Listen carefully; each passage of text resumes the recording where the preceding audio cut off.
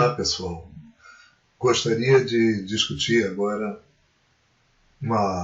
técnicas de otimização do planejamento de redes FTTX, principalmente tendo em vista a densidade de atendimento a casas que hoje em dia nós encontramos e a evolução das redes FTTX atuais para as FTTX de nova geração, que vão passar para 10 gigabits por segundo na descida e na subida. O investimento que a gente faz hoje tem que valer para o futuro também. Então, vamos lá.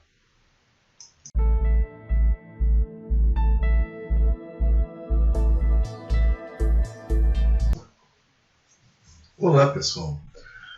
Continuando, então, nossa agenda para falar em otimização do planejamento e do projeto de redes FTTX é essa que aparece aqui. Primeiro, vamos falar um pouco sobre conceitos de tecnologia FTTX.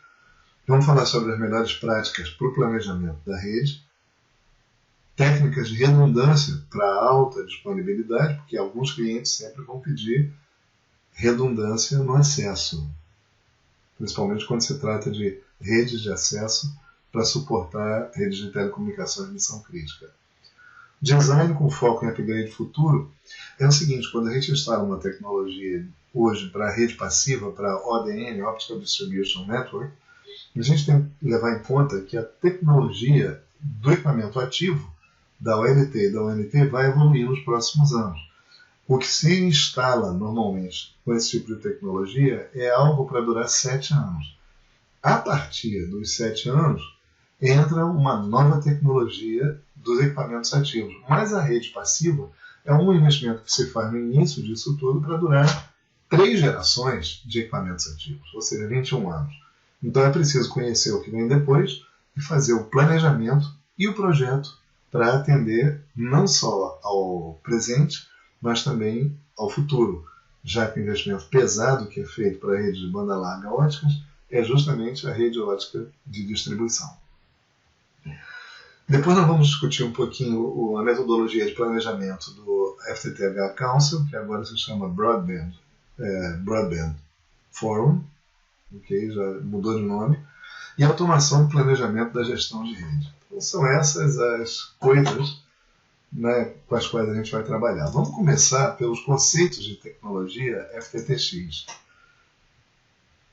É o seguinte: as novas redes não são mais ponto a ponto, são redes ponto a multiponto. Nesse esquema tradicional, que eram as chamadas redes óticas ativas, havia elementos ativos na rede externa, esses que aparecem aqui e aqui. Tá?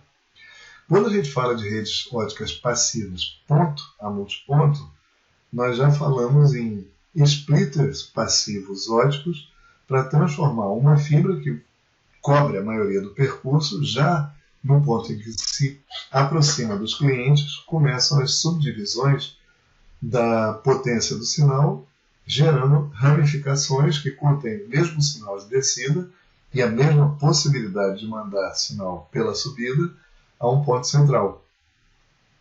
Pode ser que o splitting seja feito em uma etapa, daqui saem todos os ramos, ou pode ser feito em várias etapas, como aqui é feito. Essa fibra central volta a se dividir em várias outras fibras que vão atender individualmente cada usuário. E ainda existe a possibilidade de fazer um drop e continue, tá? Ou seja, parte da potência derivada e parte da potência segue. Nós vamos falar sobre as 3 possibilidades no restante. Então, os elementos dessa rede ótica passiva, que a gente conhece como redes PON, pode ser GPON, GEPON, ou seja, GPON trabalhando em 2,5 GB descendo 1,25 GB na subida, com um padrão próprio, com um quadro síncrono de linha, ou GEPON, que é Giga Ethernet PON, utilizando o protocolo MPCP, que permite controlar quem vai transmitir no link de subida de cada vez. Não é uma atribuição determinística, nem sob pedido sobre um quadro síncrono, mas é um procedimento em que o controlador da rede, que fica na cabeceira, permite que usuários nas pontas possam transmitir de regresso. No canal de descida não tem problema, em ambos os casos só tem um transmissor, que é o equipamento que fica na cabeceira da rede, que se convenciona chamar de head-end. Não, head-end é coisa de TV a cabo. Se chama OLT, Optical Line Termination. Os equipamentos que ficam na outra ponta chamam-se ONT ou ONU, que é Optical Network Termination, Optical Network Unit. Ou seja, o equipamento que fica do lado do assinante chama-se terminação de rede. E o que fica do lado da linha, do lado do operador, do provedor, chama-se OLT, que significa terminação de linha ótica. Então aqui aparecem os elementos. Aqui fica a OLT. A OLT tem portas que enviam um comprimento de onda em direção aos assinantes, tá? O provedor indo aos clientes com um comprimento de onda. Esse comprimento de onda, quando passa pelos divisores ou pelo divisor de potência, é encaminhado a todos os clientes que estão pendurados sobre essa mesma fibra na rede primária. Essa rede aqui é a rede primária. Aqui a gente tem a rede secundária. Ou seja, o sinal que é emitido pela OLT alcança todas as ONTs. Tá? Apenas o sinal que é dirigido para uma ONT específica, que é filtrado e baixado por essa ONT.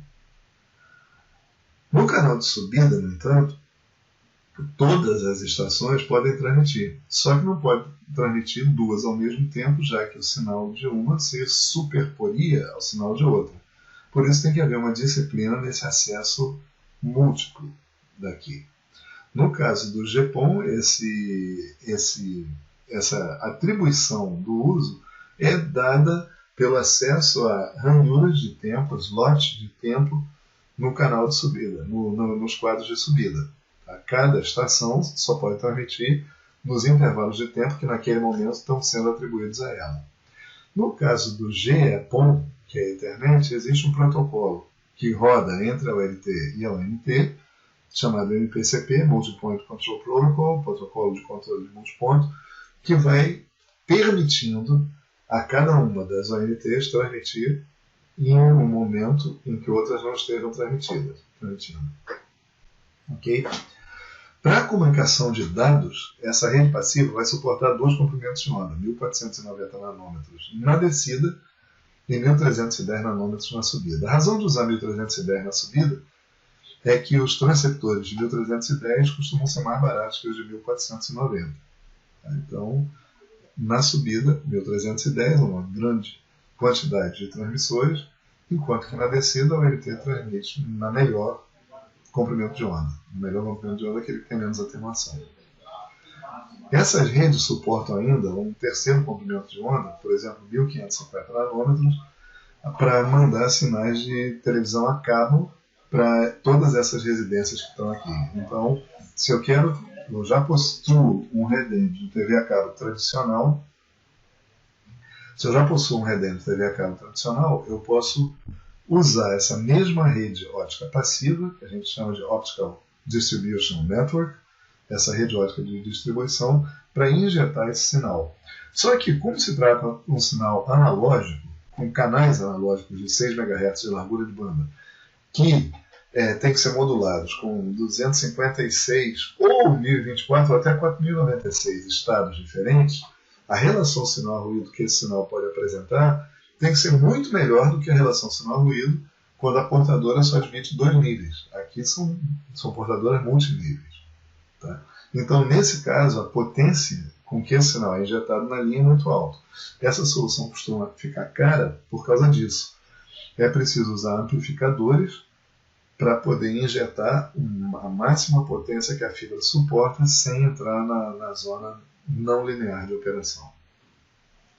Mas a ideia básica é essa. A OLT manda o sinal de descida a todo mundo que filtram pelo endereço ou pelo time slot.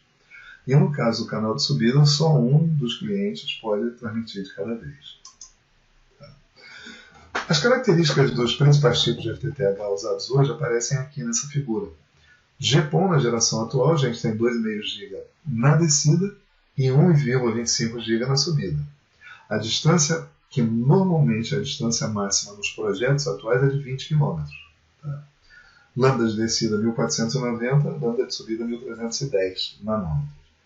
A próxima geração de GPON, chamada de XGPON ou 10GPON, ela prevê uma banda downstream e upstream de 10 gigabits por segundo, tá? Compartilhada entre o número de usuários que estão na mesma fibra da rede primária, na mesma porta da OLT. A distância que tem que ser coberta também é de 20 km. E o lambda de descida é diferente, assim como o lambda de subida, da geração atual, para que haja compatibilidade nas duas. Ou seja, a mesma CDN que hoje a gente está usando para GPON pode ter sua capacidade e velocidade aumentada apenas iluminando uma segunda portadora ótica, trabalhando em outro comprimento de onda, tanto na subida quanto na descida, e as duas podem conviver na mesma rede. Por que é importante a gente notar isso? Porque no planejamento, no projeto das redes atuais, temos que levar em conta que no futuro pode ser que haja, sobre a mesma rede ótica passiva, 2 sinais, ou melhor, 4 sinais, 2 para a geração atual, 2 para a geração futura, operando simultaneamente. E as características de qualidade dessa rede de distribuição devem ser tais que suportem essa maior velocidade binária. Quando se usa a tecnologia GPON, trata-se do mesmo. A geração atual trabalha com 1,25 GB, tanto na descida quanto na subida, e a próxima vai trabalhar com 10 gigabits por segundo. A distância também é de 20 km, e aqui estão os comprimentos de onda usados, 1550, 1310, na geração atual, 1577 e 1270.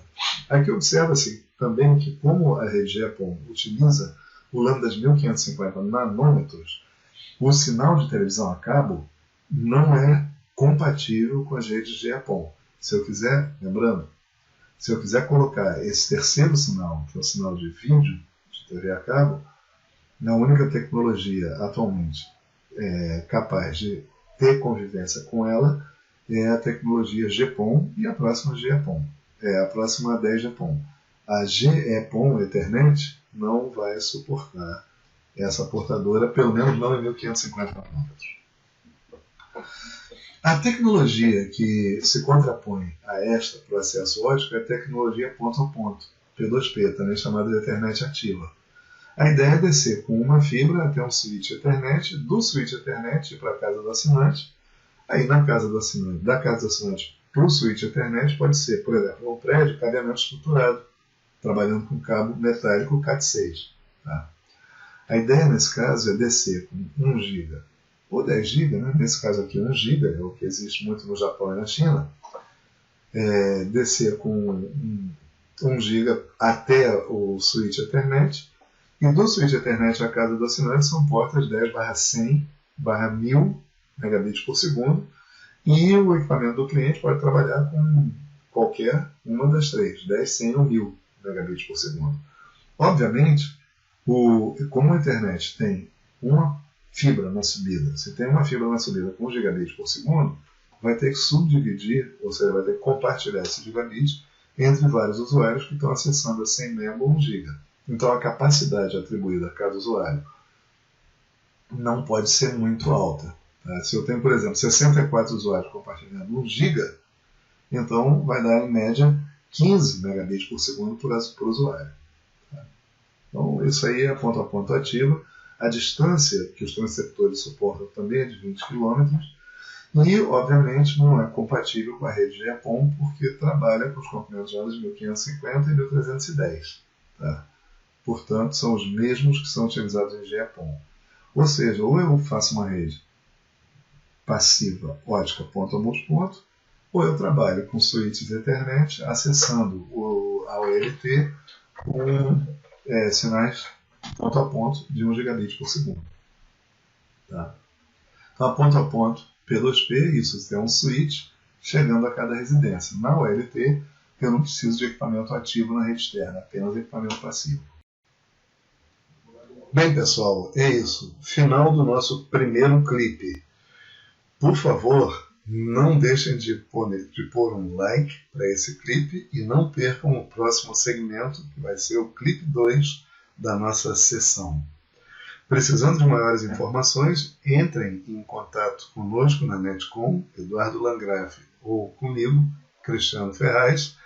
E aqui os esperamos para o próximo clipe e para todos os outros que virão depois. Muito obrigado por sua atenção.